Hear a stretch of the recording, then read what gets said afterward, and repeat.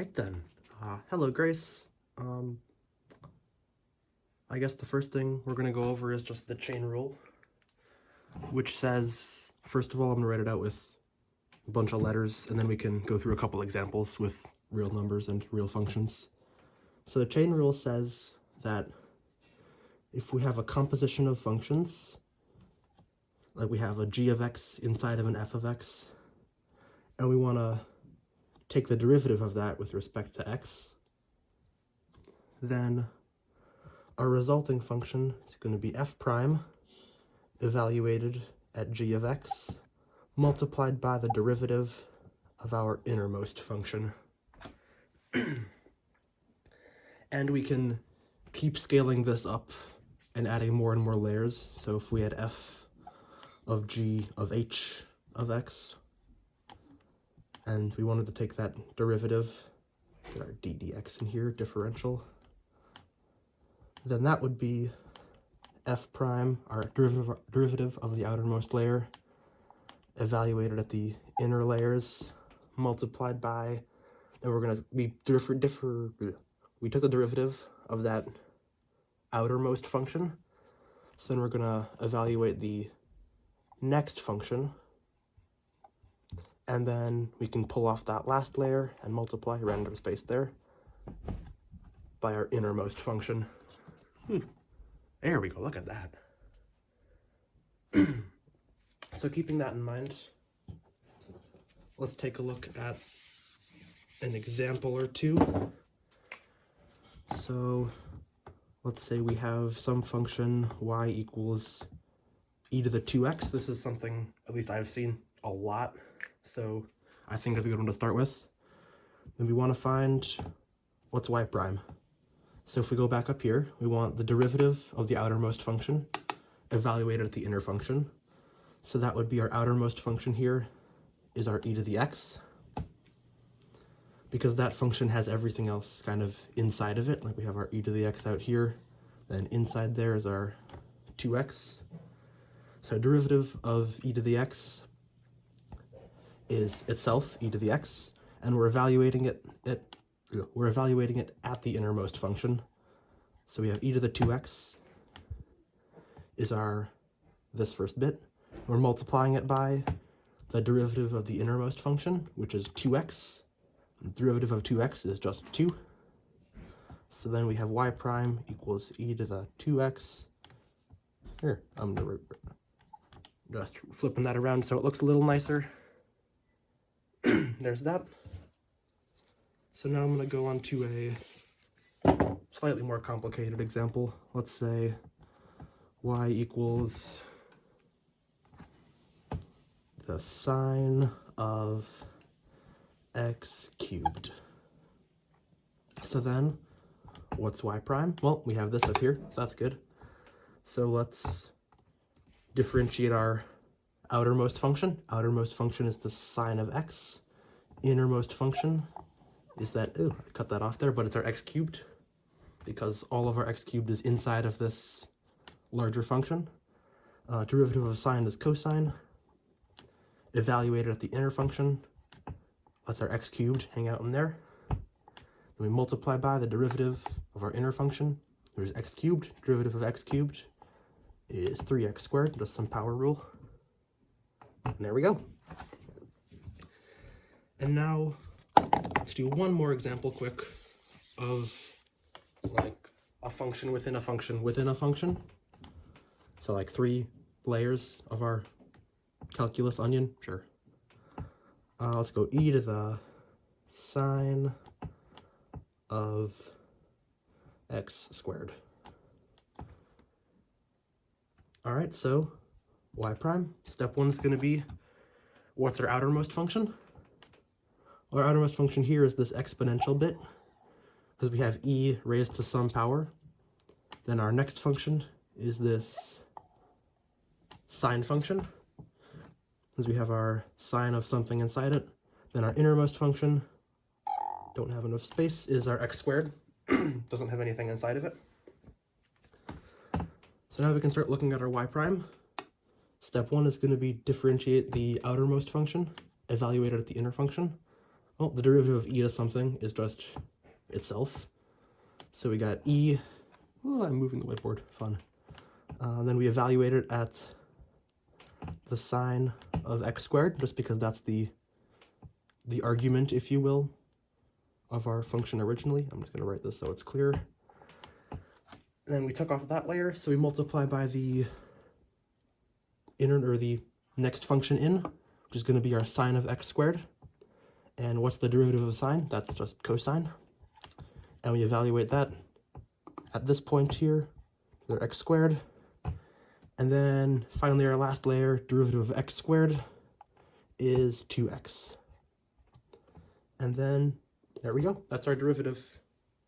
It's a little messy, but it's a lot of rinse and repeating the same kind of different derivative rules you already have learned.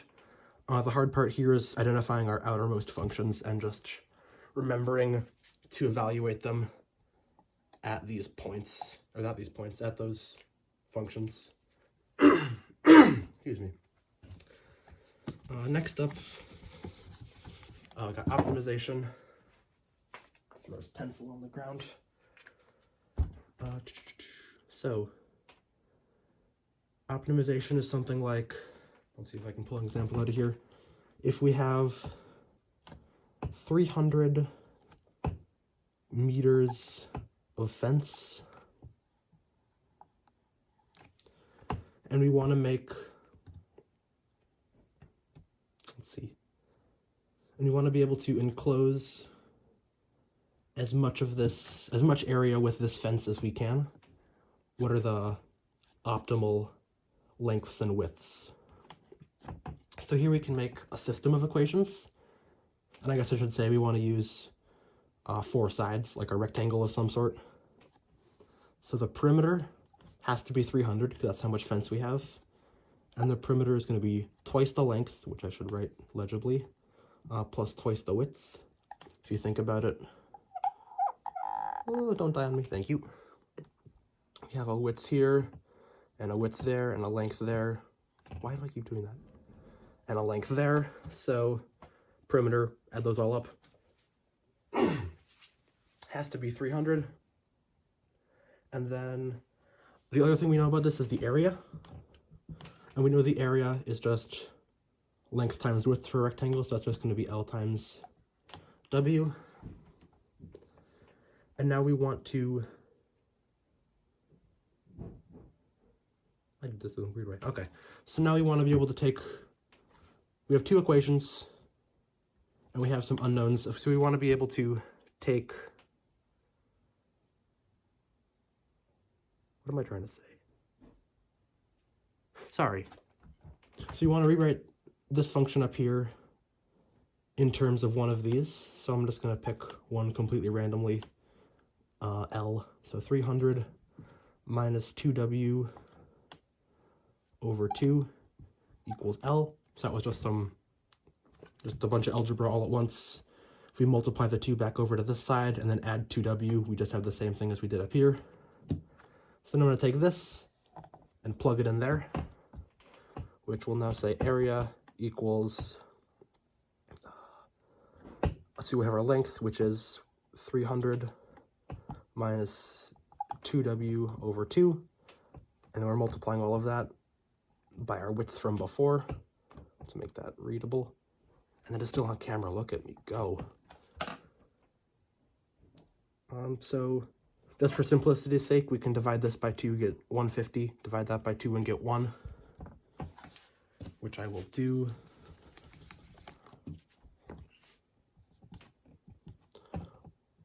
$150 minus W times W, and we can distribute this W inside there.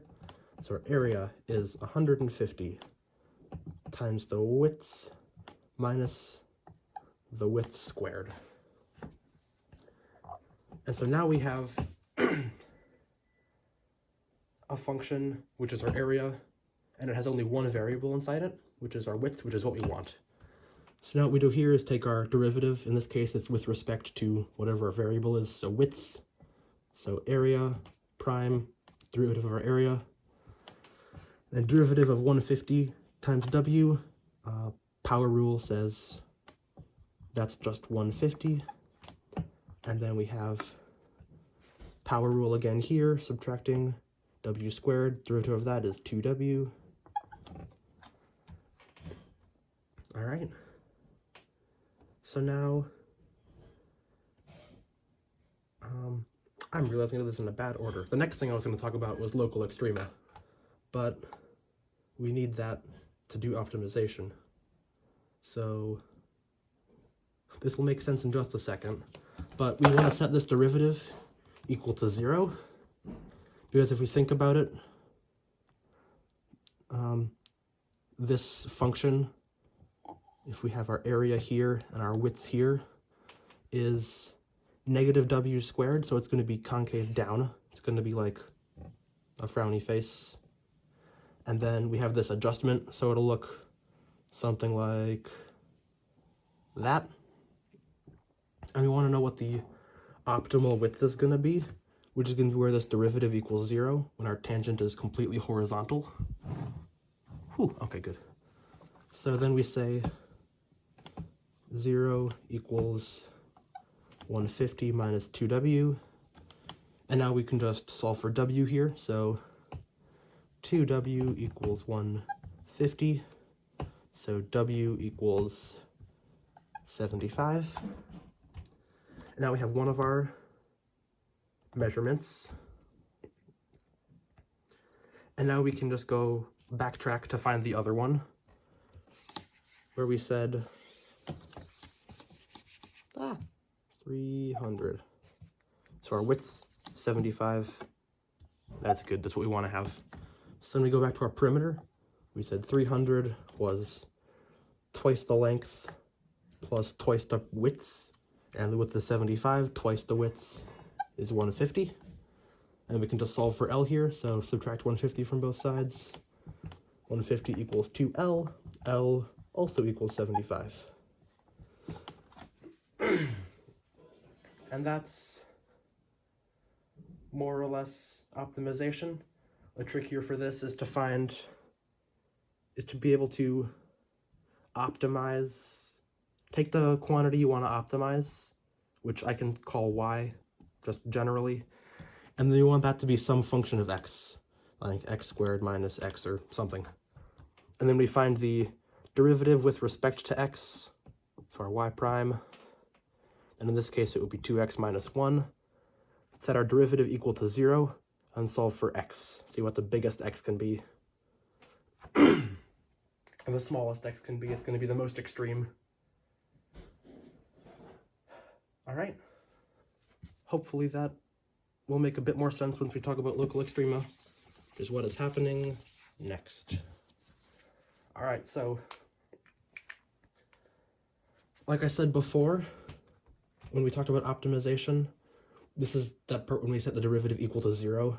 So let's say we have a working marker. There we go. Y equals, let's say, negative x cubed over 3 minus x. And we want to find where on this graph is it going to look, where are the local minimums and maximums going to be. So if we go back to where the local minimum or a maximum is, if we have something that looks like this point here, come on marker, there we go, is the local maximum because it's larger than everything around it. Like in this little neighborhood, it's the biggest. And that here is a local minimum. Same reason as before, but reversed, it's the smallest in its neighborhood. And if you notice something about both of these, the tangent lines are both horizontal at those points, which in terms of derivatives means that the derivative is 0. So a horizontal tangent line has a screaming derivative, that's derivative 0. So let's go ahead and take our derivative, come on, marker, there we go, of this function here. That's negative.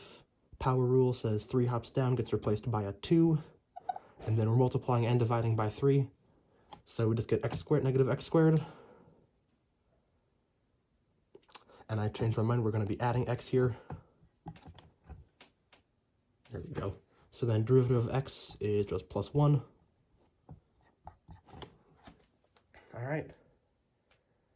So now we have a function for our,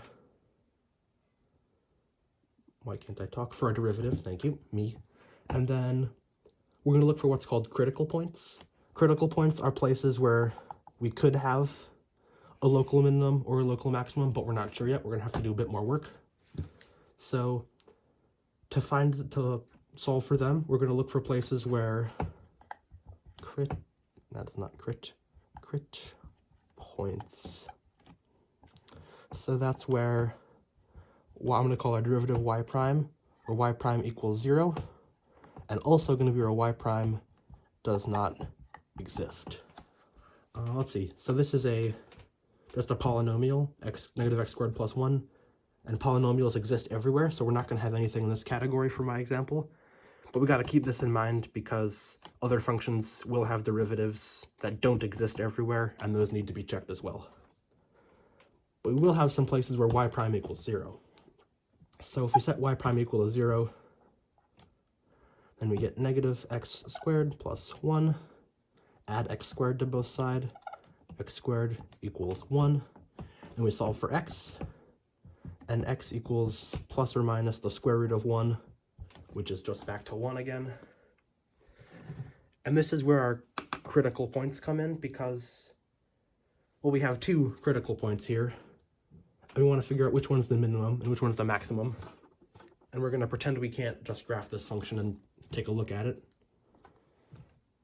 because that's not always something we can do with more complicated functions. I just realized I erased our function, y equals negative x cubed over 3 plus x. Pretend that never happened. So what we're going to do here is make a little number line.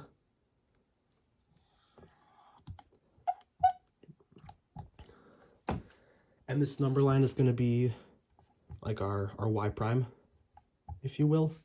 And we're going to put 1 on our number line here, and we're going to put negative 1 over here, because those are the 2 points we solved for down here.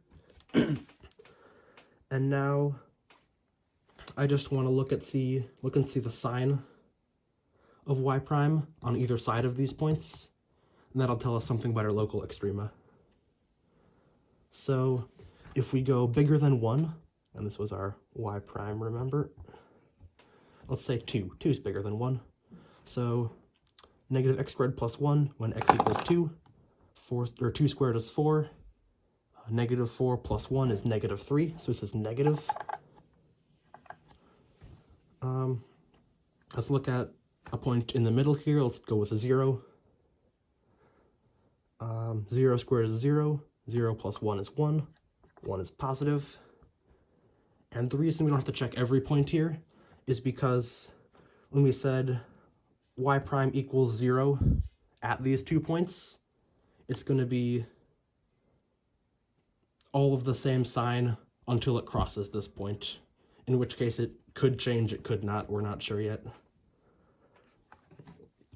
Because if you think about just our function, oh my good, come on pen, there we go. Excuse me. This is the point where our derivative is 0. And if you look at the slope of these tangent lines, all of these slopes are negative on this side, and all of them are going to be positive on this side, which is going to be true for every function, which saves us a lot of time. And then last but not least, let's check a point all the way over here. Negative 2, let's say, that's less than negative 1. Negative 2 squared is positive 4. Negative 4 because of this negative sign. Negative 4 plus 1 is negative 3. That's negative again. And that's all the information needed from our number line here. So if you look back at this example, on this point here is a local, there's a glare right there, I'm sorry. There we go.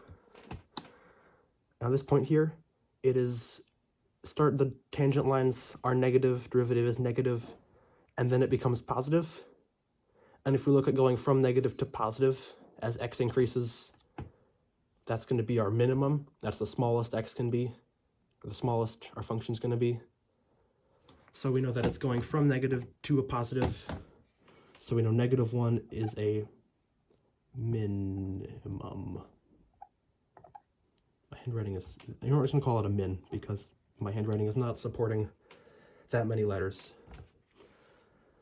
And then if going from negative to positive is a minimum, going from positive to negative, that's gonna be our maximum.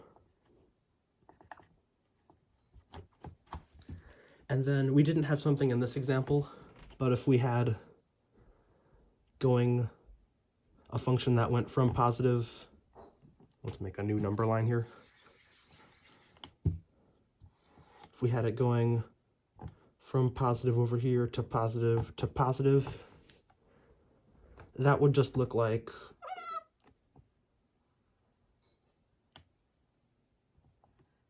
what would that look? How would it be like something like this, where our function is positive, it's positive, it's positive, and then there's no minimums or maximums when something like this happens. Same if those are all negative, there's no minimums or maximums. Wake up, computer, I don't know what to do next.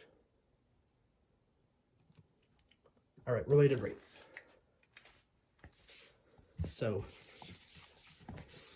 related rates is probably one of the most useful applications of our derivative here. So let's say I have a snowball that's a perfect sphere, and it's really sunny out. Let's draw my better snowball. There's a snowball, and it's very sunny out. So the snowball is melting, and the radius of our snowball is going to be melting at a rate of 1 centimeter per minute, let's say. So the rate of change, ddr, or drdt, that is completely unreadable. Does this marker work? Oh, there we go. All right. New marker. So, what did I say? The rate of change of the radius with respect to time of our snowball is 1 centimeter per minute. And I want to know what will the volume, or what would the rate of change of the volume be with respect to time? So I'm looking like how fast is the volume changing when the radius is half a meter, let's say. This is a pretty big snowball. Nice, I like big. Okay, is it half a meter? Yep. You know what, we're gonna say centimeter instead, small snowball, just so our units match up here and here. Sorry, I'm obviously not super prepared. Ooh, let's see if we can get the glare. Yeah, right over the sun, okay. So, this is actually all of the information I think we'll need, which doesn't seem like a lot, but we are armed with the powers of calculus. So, we have a sphere here. We know the volume for a sphere is 4/3 times pi times the radius cubed. And what I did here is a little bit simpler than some of the cases you might see, which is just finding this formula. That's the hardest part, in my opinion. And this formula is the one we want to use because it relates all of the variables. We have a volume here, and we have a radius here, and this does a great job relating those two. And conveniently enough, we already have the volume solved for, so there's no algebra we have to do just now. So next what we're going to do is to take a time derivative, because we have rates of change with respect to time.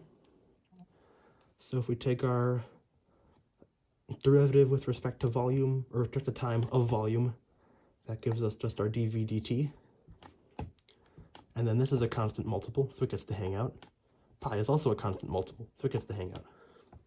And then that should not be pi over 3. There we go. And then r cubed, we have our power rule says 3r squared. And because we are taking our derivative with respect to time, and this will happen for all related rates problems, we have to multiply by dr dt.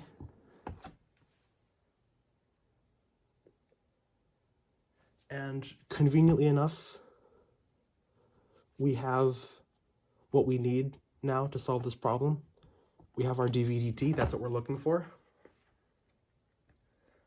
We know our dr dt is 1 centimeter per minute. So I'm going to start just writing this stuff out. dv dt, 4/3 pi. Let's see, and we have a 3 from that. Our radius, we're looking at the instant when the radius is 1/2 centimeter. So now we can plug in 1/2 centimeter, and it's squared because our radius was still squared. And then our dr dt is 1, so we're multiplying by 1. And then, sure, let's figure out what this would be. So then we can start simplifying. If you want to, I want to. So that's what's going to happen. Deal with it. This 3 and this 3 will cancel out. 1/2 squared, that's 1/4, which will cancel out with that 4 here. So we're left with pi times 1 is just pi.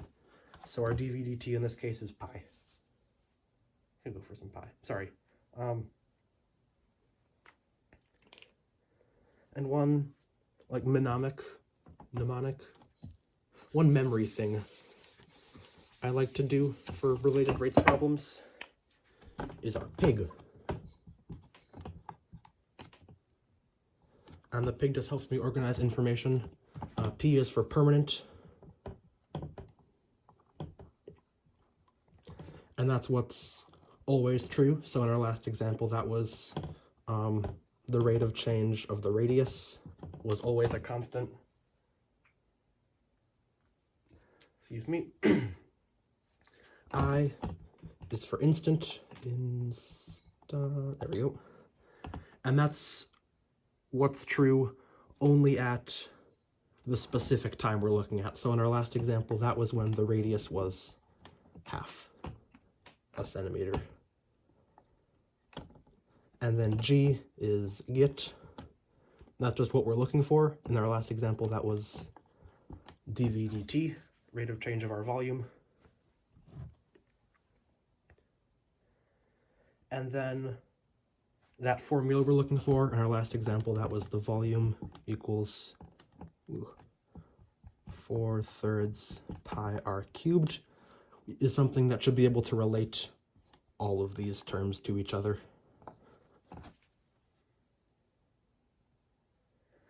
And then one thing that you will see is if your volume is not a sphere, let's say we have a cone instead, which is not quite as nice. We have a different height and a radius.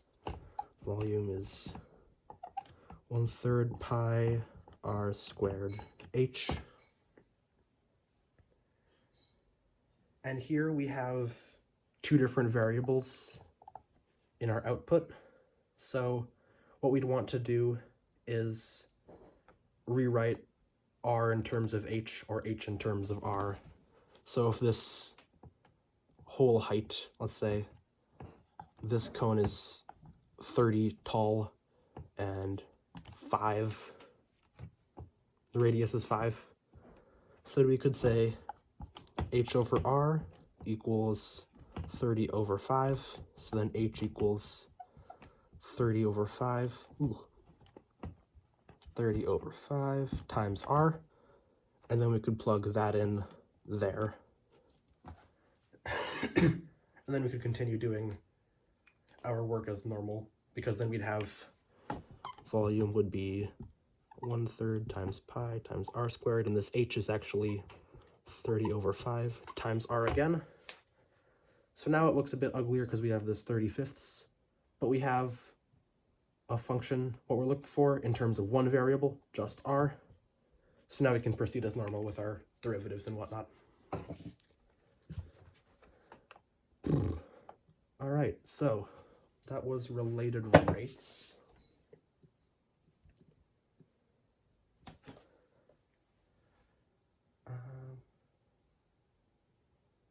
All right, next up, let's do L'Hopital's rule. So L'Hopital's rule is French because it's spelled stupidly, L'Hopital.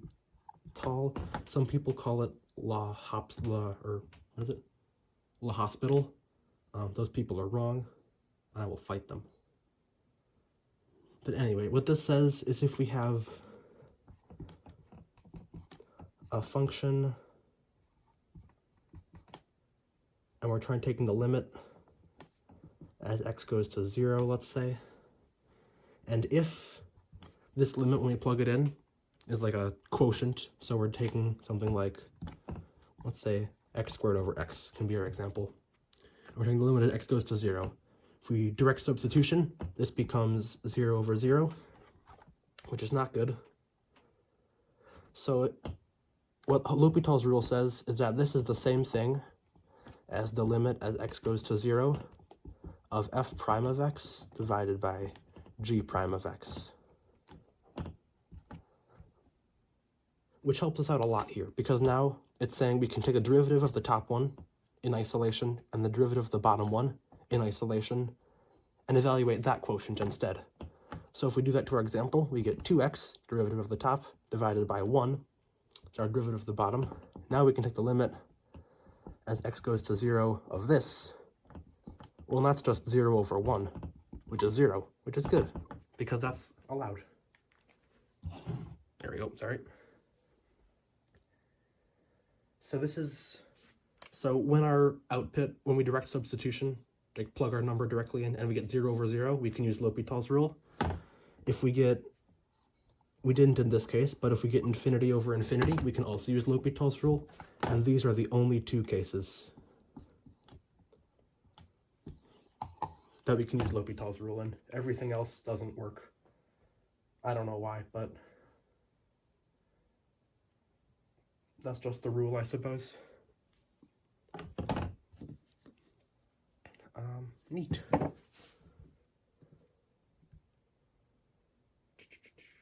All right, now we're getting into the first bit of integral stuff. That's exciting. So, first up is a Riemann sum. This is like our limit definition. Yeah, 1 second. It's all right. You can see my catfish. Look at that. Sorry. Ow. Riemann sum is the limit definition of a derivative, the analogy of that for an integral. So like our limit definition said, f prime of x equals the limit is the limit as h goes to 0 of f of x plus h minus f of x all divided by h. This used the limit to tell us what a derivative was. We're going to use the same thing, excuse me, to help us define what an integral is going to be. So what an integral tells us essentially is, let's call this curve f of x. This will be our x-axis. It tells us what is the area under the curve. So our Riemann sum says, let's take our interval a to b and let's divide that into some rectangles. And these rectangles aren't going to be perfect, a perfect approximation of the area. Like if we look up here, that one goes a bit over, that one goes a bit over, that one's a bit under, that one's a bit under, that's over, and that one's over. So it's not perfect, but it's getting there. And our Riemann sum says if we take the limit as this width, I'm going to call it delta x, becomes 0, take the limit as that goes to 0, that'll give us the exact area under our graph. So some notation, there's our integral sign, the bottom number down here, which is just going to be a, is where we start, the b is where we end. Then we're looking at the area under this function here, and then we're multiplying it by this dx, which is our tiny change in our tiny step in the x direction, our tiny, tiny little dx. And this is equal to what happens when we add up all of these areas. So it's going to go from I equals 1 to n, where n is the number of subrectangles we have. And then we have the height. So f of I in this case just means which rectangle we're talking about. This could be 1, 2, 3, 4, 5, 6. And this is say we're starting with our first one, and we're going until we've added up every rectangle. So this is the ith, like the third or the fourth height, multiplied by some delta x, which is this thing. And I realized I should have put the limit in the front. Oops. And then the Riemann sum says we're taking this limit, taking this as the limit of delta x goes to 0. So we're adding all of these little rectangles up and multiplying them by our width, this f of x. So that's our width, and this is like our height. So we go up this much, over this much. That's one rectangle. Keep doing that for every rectangle, and take the limit as this width becomes 0. That's our integral. And I've never had to do any math with this side. This is just, as far as I can tell, this is just an explanation for how we get to the integral. And then we only do work with integrals. All right, that's Riemann sums. We're getting there. Steady progress.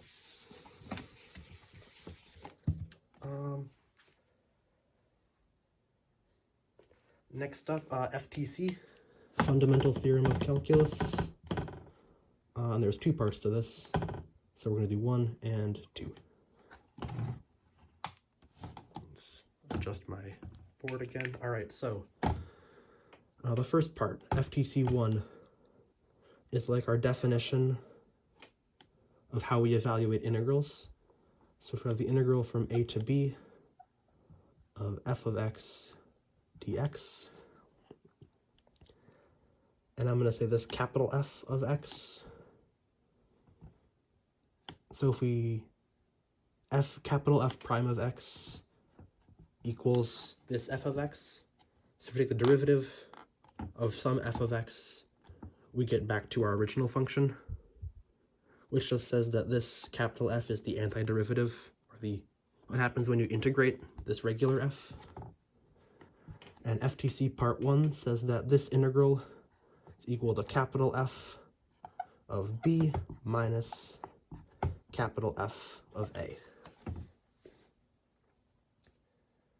Which is pretty cool if you think about it, because this is saying to add up all the area under this function here, all we need is the antiderivative, what function has a derivative of this, and then 2 endpoints, and that gives us the area, which I think is cool. And then FTC part 2 is a lot of writing, so I will do my best to write neatly. Off to a fantastic start. So if we have the integral, and we want to take the derivative of this integral, we're going from something a up until x of f of t dt. There should not be a parenthesis there.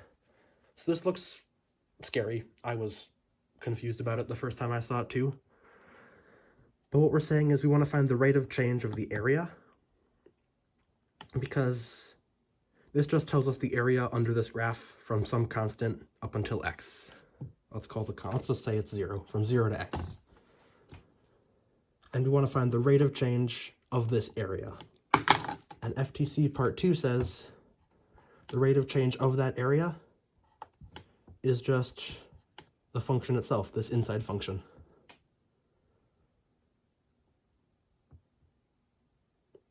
Which I think is pretty cool.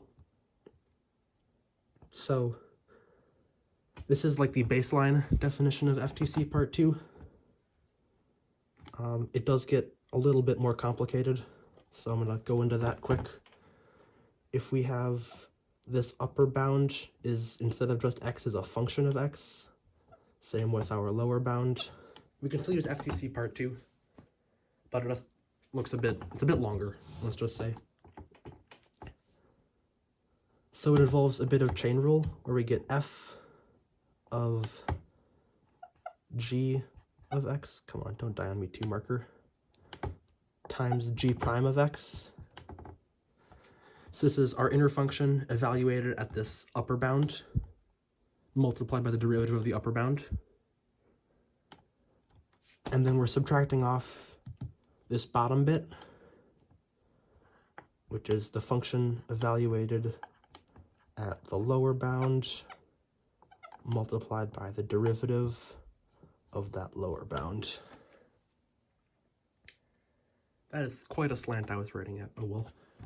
And if we go back to what we said before, where we had the derivative, the rate of change of the area from 0 to x of f of t dt, and we said that was just f of x.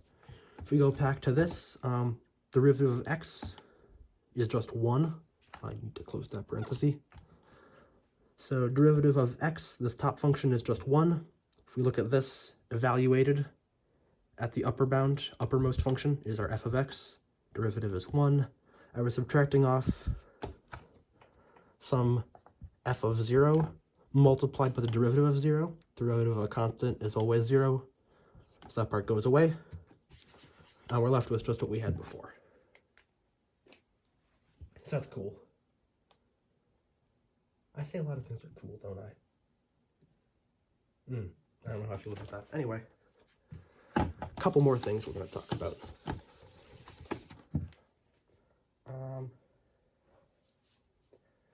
Some basics of integration. If we have an integral with bounds, with numbers here, that's what's called a definite integral.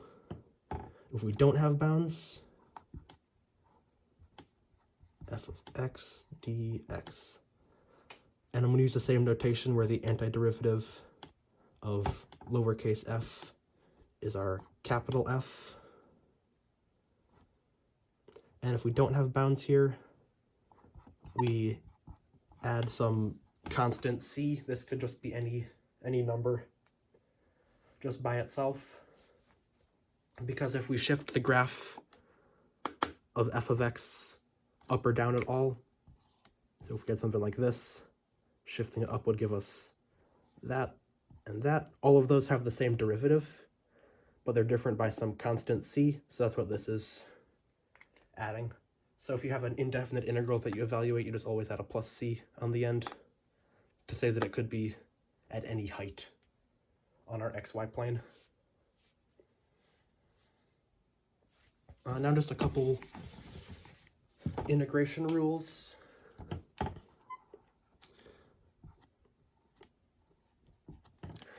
Excuse me.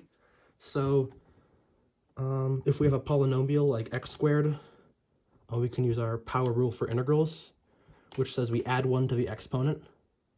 So 2 plus 1 becomes 3, then we divide by our new exponent, and we add our c because there were no bounds. And this is just the opposite of our derivative version of the power rule, because if we differentiate this, x cubed over 3, and we want to take our derivative, we subtract 1 from the exponent and multiply by the new and we subtract, like the exponent hops down and leaves 1 less than itself. So we'd have 3 times x squared divided by 3. Those 3's would cancel out, and we're left just with the x squared that we had originally. And this works if we have a much longer polynomial too. We can just do these all in bits. So we'd get x cubed over 3, and then we have 2x, and then we add 1 to the exponent, divide by the new exponent, 2x squared over 2, just x squared, and then we have 1 times x, just x, and we add our plus c. Come on, marker.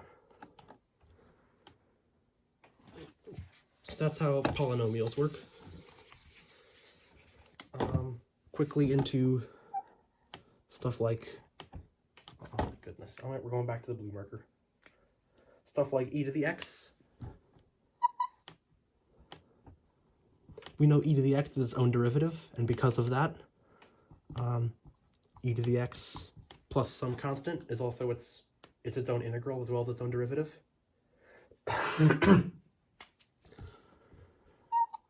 if we have some constant, let's say 4 to the x dx,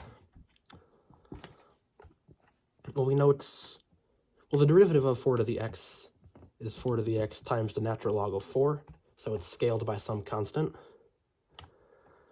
And the same is true for integrals, where we have our function 4 to the x, and this time we're dividing by the natural log of the base, and we add our c on the end.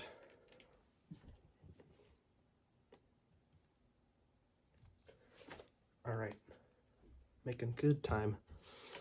So now I'm going to do trig functions, sines and cosines.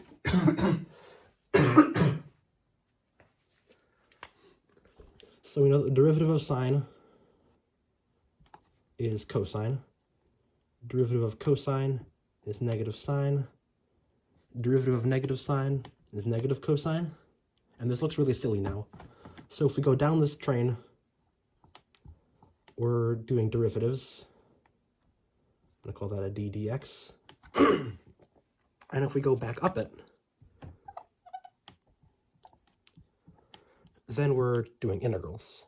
So I'm going to do the integral of dx to help us remember that. So this just says if I have something like the integral of negative sine of x dx, negative sign is here, we go up 1 because we're integrating, equals cosine of x plus our c because we don't have bounds on our integral. And now last thing we're going to do, u substitution. This is a trick to help us evaluate integrals. Where we're going to, I'll do an example. So I want to find the integral of the tangent of x dx. And this is not a sine or a cosine, so we can't do our little tree like we did before, but we can rewrite it. So I'm going to rewrite tangent as sine of x divided by cosine of x. And here's something we want to look for when we're using a u substitution, is we see, so I see a function, cosine, and its derivative, or something proportional to its derivative, which is sine, which gives us a hint we want to do a u substitution. So here, I'm going to make a new function, I'm going to call it u, and I'm going to say u is cosine of x.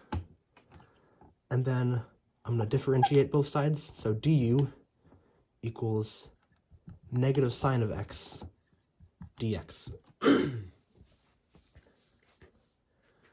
So now I want to make this an integral in terms of u instead of in terms of x.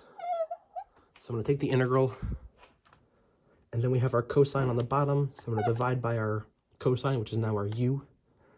Then on top we have a sine of x multiplied by a dx, which is almost what we have here. We have a negative sign in the wrong place. So I can multiply both sides of this du expression by -1, move the negative sign over there, and then say we have negative du divided by u. And I believe this is on your integral, like table of integrals. This is the natural log, the absolute value of u. Our negative sign is still there, plus our c from before because we have no bounds on that integral. This isn't quite right though, because we have a u here. We started with x's, and I like x's more than u's. So we have to put it back in terms of u, but luckily we have a thing that says what u equals. So negative natural log of the absolute value, but instead of u, we have a cosine. This marker is really fighting me. We have a cosine of x, absolute value, plus c. And there's that. I'll do one more example of a u substitution, and then I'm gonna call it good. So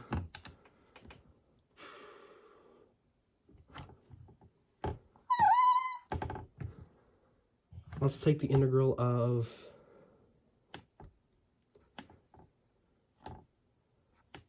negative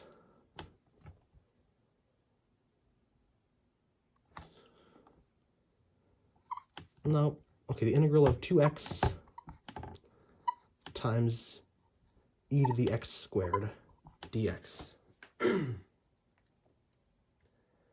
So if we look at this, this is telling us we want to do a u substitution because I have a function here, x squared, and its derivative being multiplied by each other, which means u substitution is the way we want to go.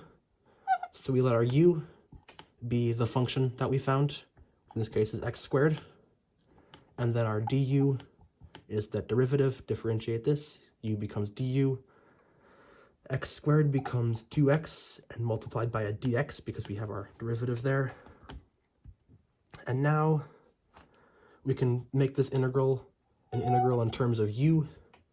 So I have e to x squared is now u, so we have e to the u, and then our dx, our du was 2x times dx, which we have there, so that becomes e to the u times du, and we said before e to the u is its own derivative as well as its own integral, so e to the u plus c is what we get out, and we have a u here, but we want x's, we like x. So I'm going to put this back in terms of x, which gives us e to the x squared plus c. All right, let me know if you have any questions, and I hope this helped.